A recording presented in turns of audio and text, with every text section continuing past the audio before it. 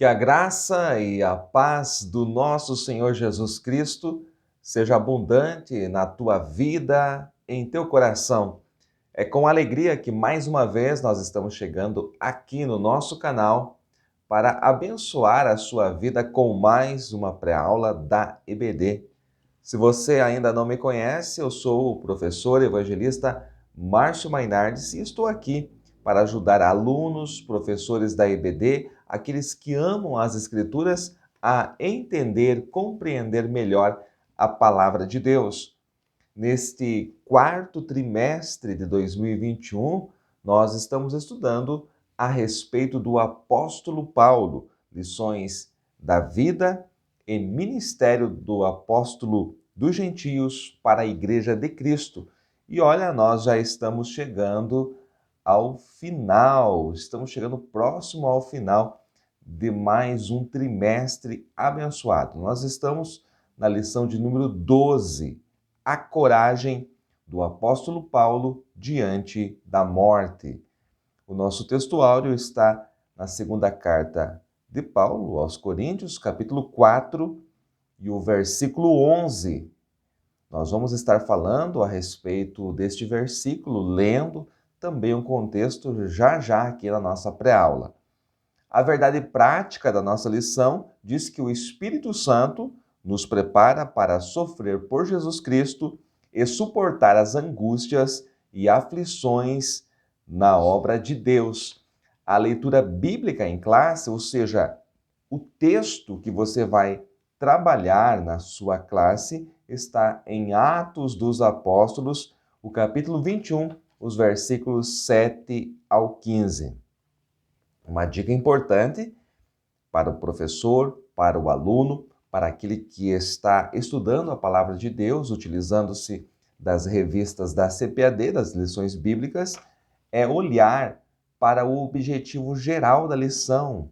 A lição tem o objetivo geral, que é conscientizar a respeito da coragem diante da morte. Mas a lição também tem os objetivos específicos, que é mostrar a consciência de Paulo quanto a padecer por Jesus e apontar a coragem para enfrentar as ameaças de morte e também destacar as acusações e prisão de Paulo no templo. Portanto, a nossa lição, ela não compreende somente os versículos que estão na leitura bíblica em classe, mas também os versículos posteriores, todo o capítulo 21.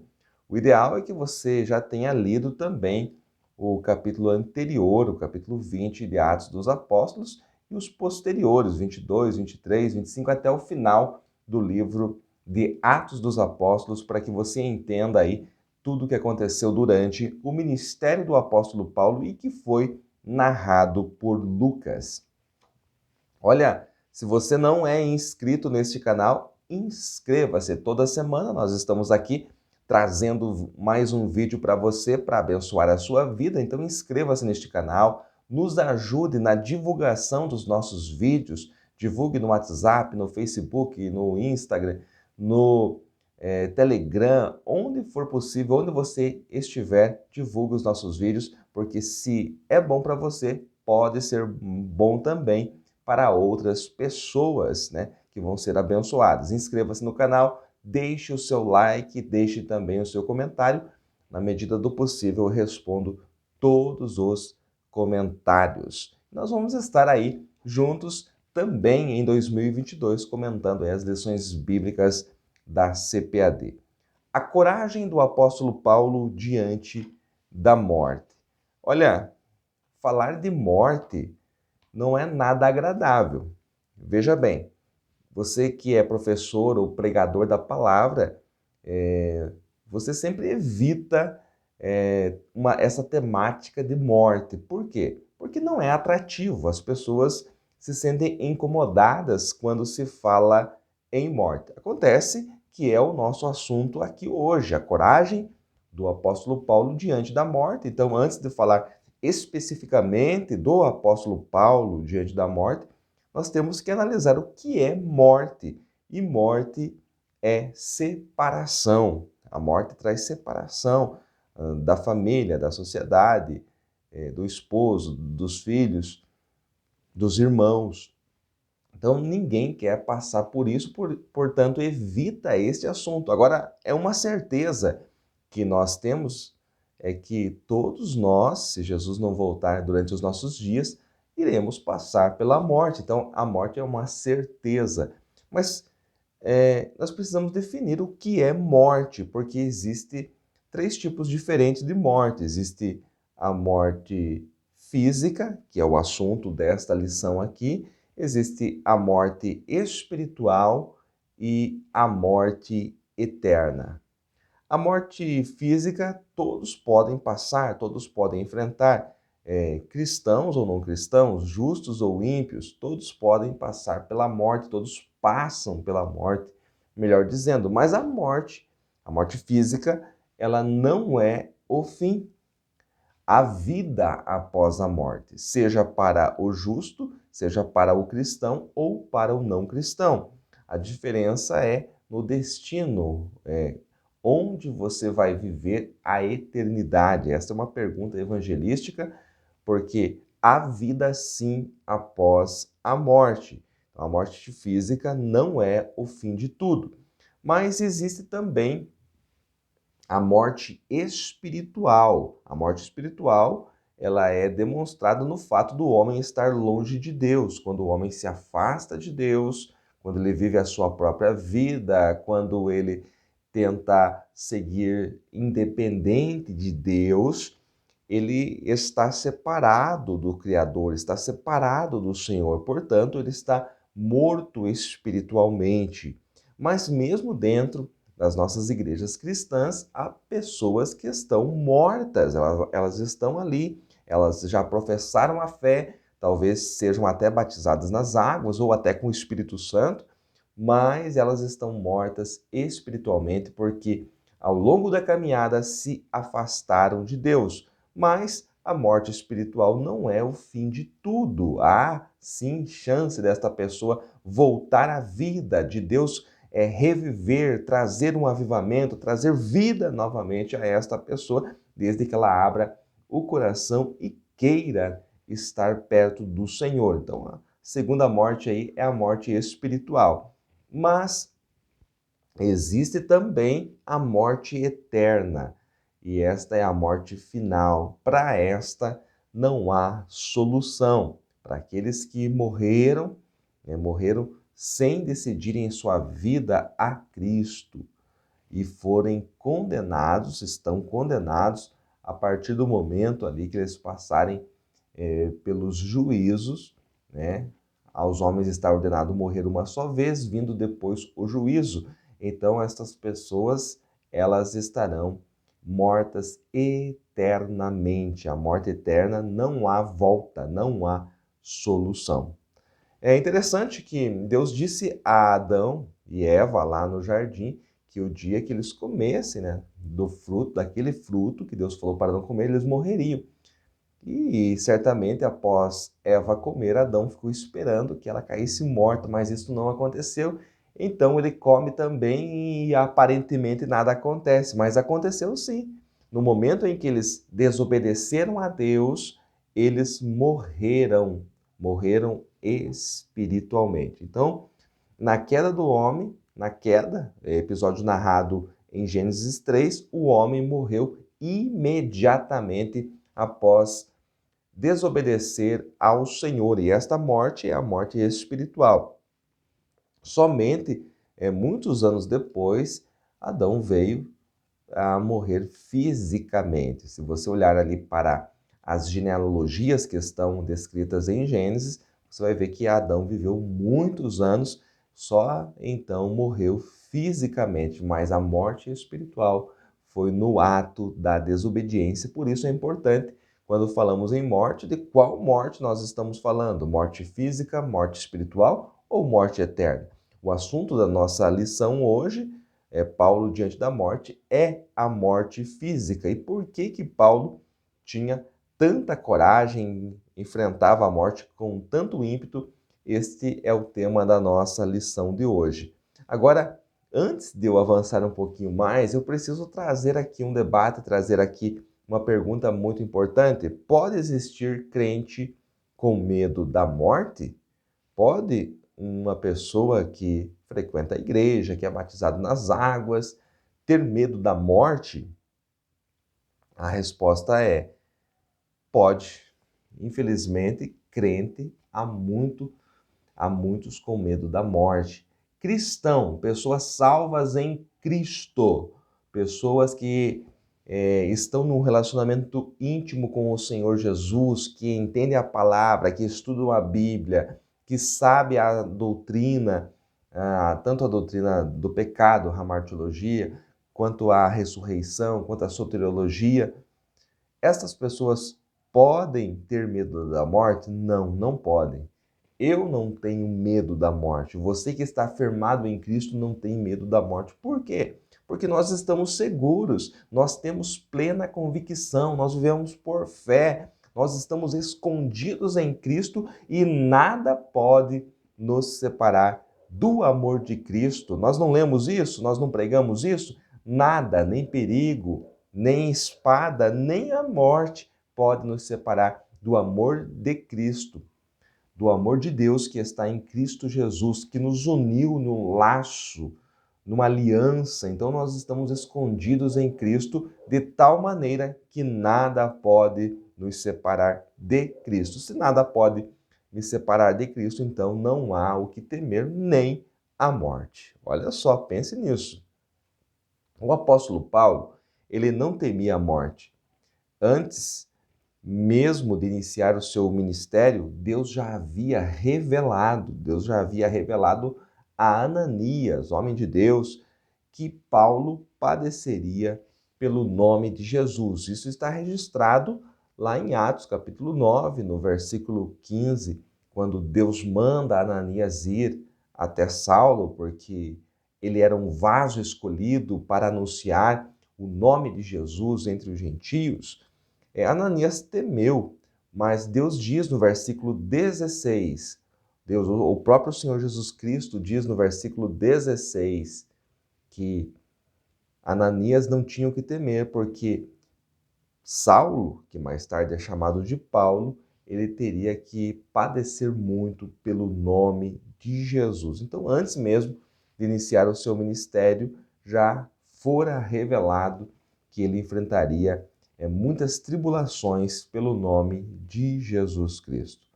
Para que você entenda rapidamente onde nós estamos aqui cronologicamente, vamos aos fatos, apenas um resumo.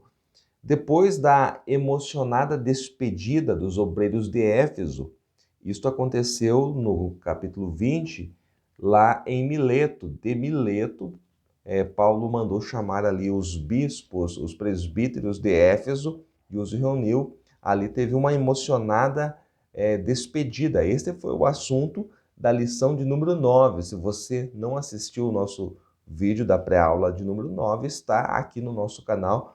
Logo após você pode buscar e encontrar. Então, depois desta emocionada despedida dos obreiros de Éfeso, reunião esta que aconteceu em Mileto, eles prosseguiram viagem. E Lucas vai narrando aí no capítulo de número 21 de Atos dos Apóstolos, a partir já do versículo de número 1. Ele começa a narrar os locais ali que eles passaram. Eles prosseguiram viagem e chegaram até Cesareia e foram à casa de Filipe.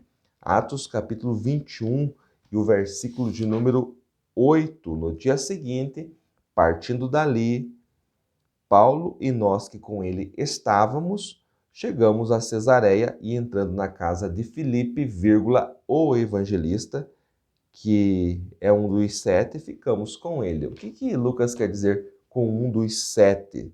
Ele era um dos 7 diáconos da igreja primitiva. Você lembra daquele debate que aconteceu lá por causa das viúvas gregas, por causa dos helenistas ali, daquela discussão em que eles não estavam conseguindo, os apóstolos, suprir todas as mesas, então eles designaram 7 diáconos, homens cheios do Espírito Santo.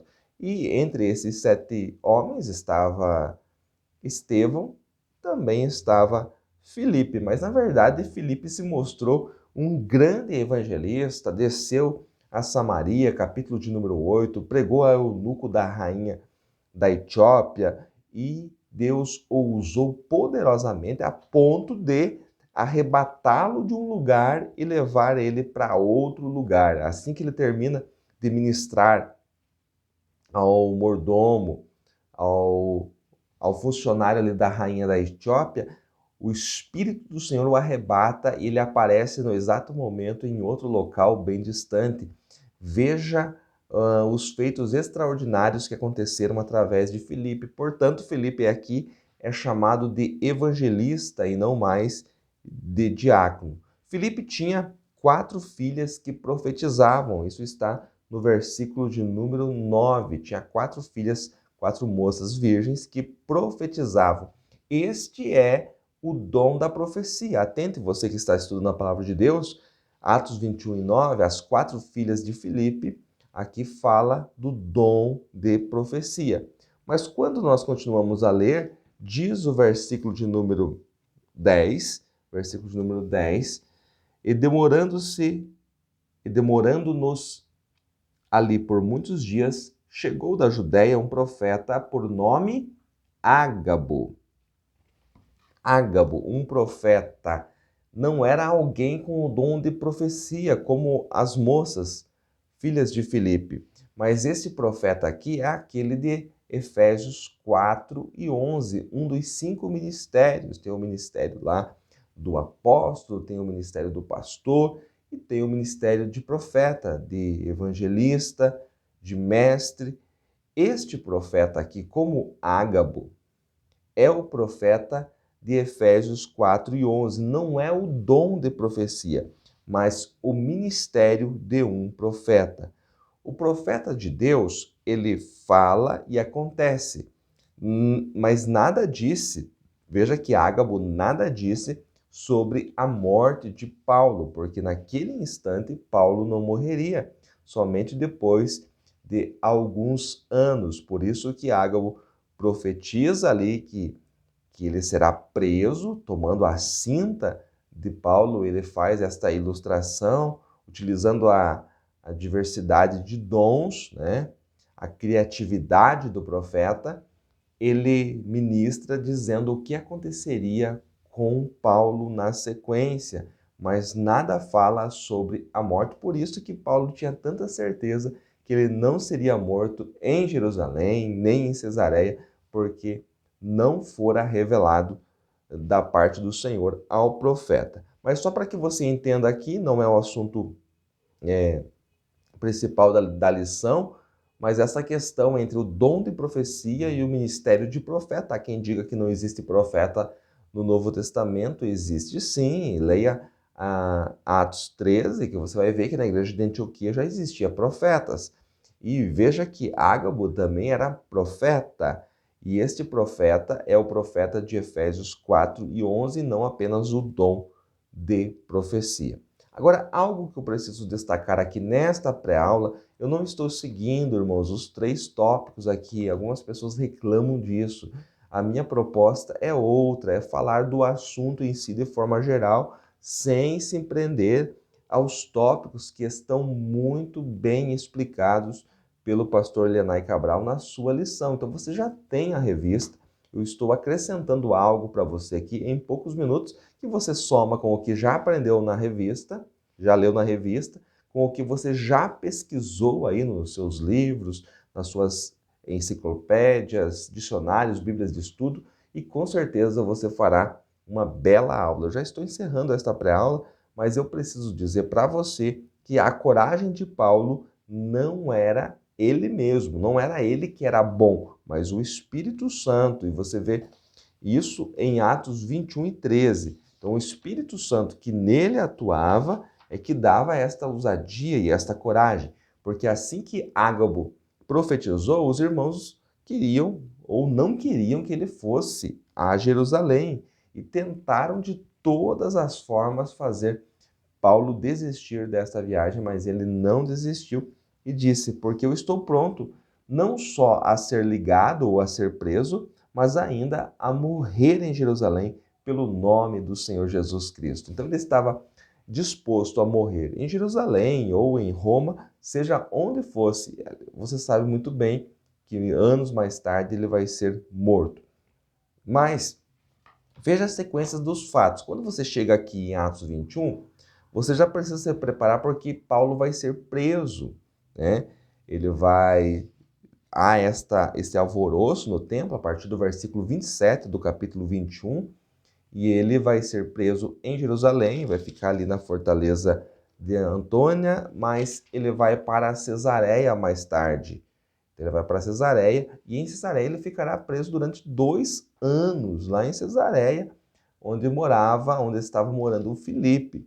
Ele vai ficar preso na fortaleza de Cesareia, só depois ele vai apelar a César, e então eles vão para Roma. E lá em Roma ele ficará preso também, numa prisão domiciliar, e assim nós chegamos no capítulo 28 de Atos, e Lucas encerra o seu livro, o seu tratado a Teófilo. Por isso que nós não temos mais informações, maiores informações.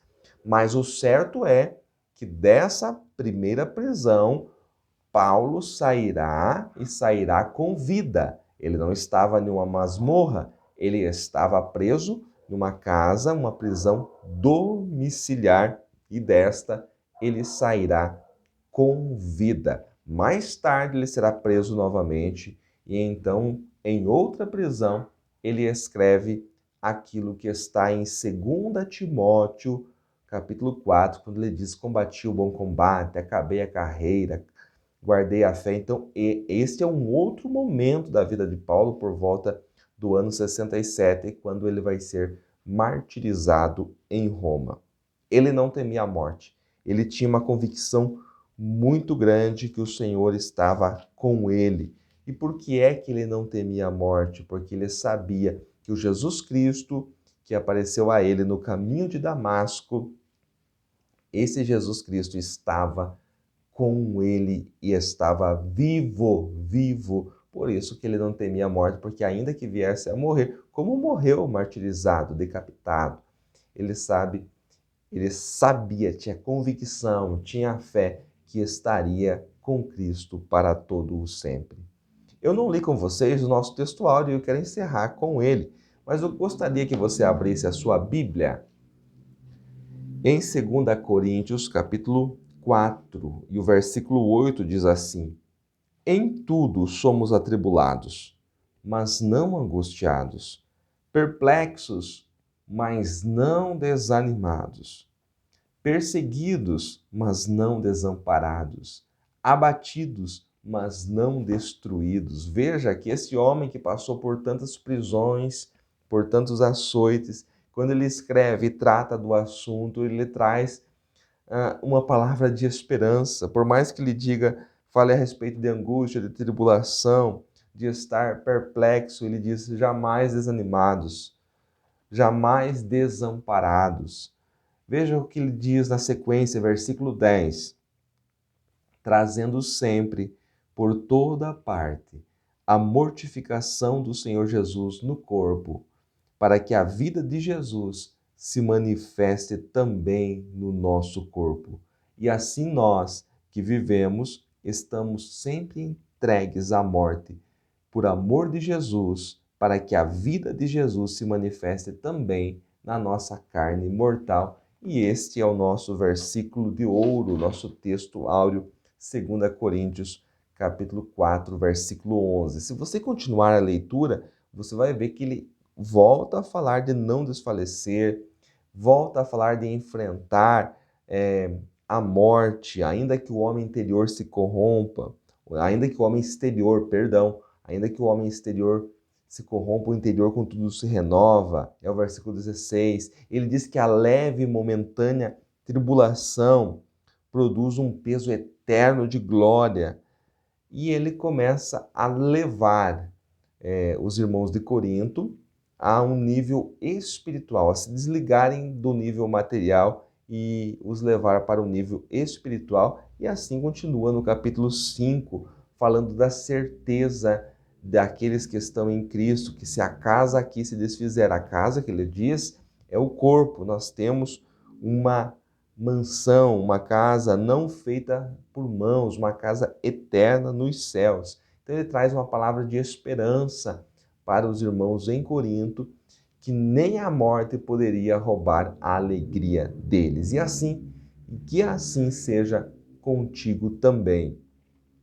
Não vou poder ler aqui, porque o nosso tempo já está encerrando, já passou até, mas quero indicar alguns textos que você precisa ler e levar para a sua classe. Romanos 8 e 36, Atos 20 e 24, este capítulo 4 de 2 Coríntios, a partir do versículo 8 até o capítulo 5 e versículo 8, Filipenses 1 e 21, 1 Coríntios 15 e 54, 1 Tessalonicenses 4, do 13 ao 18, quando ele fala para os irmãos em Tessalônica que não quer que eles sejam ignorantes acerca dos que dormem. Então é muito importante esse texto. Se você não pôde anotar, volta o vídeo aí e anote esses versículos para você trabalhar na sua classe. Que Deus em Cristo o abençoe mais e mais.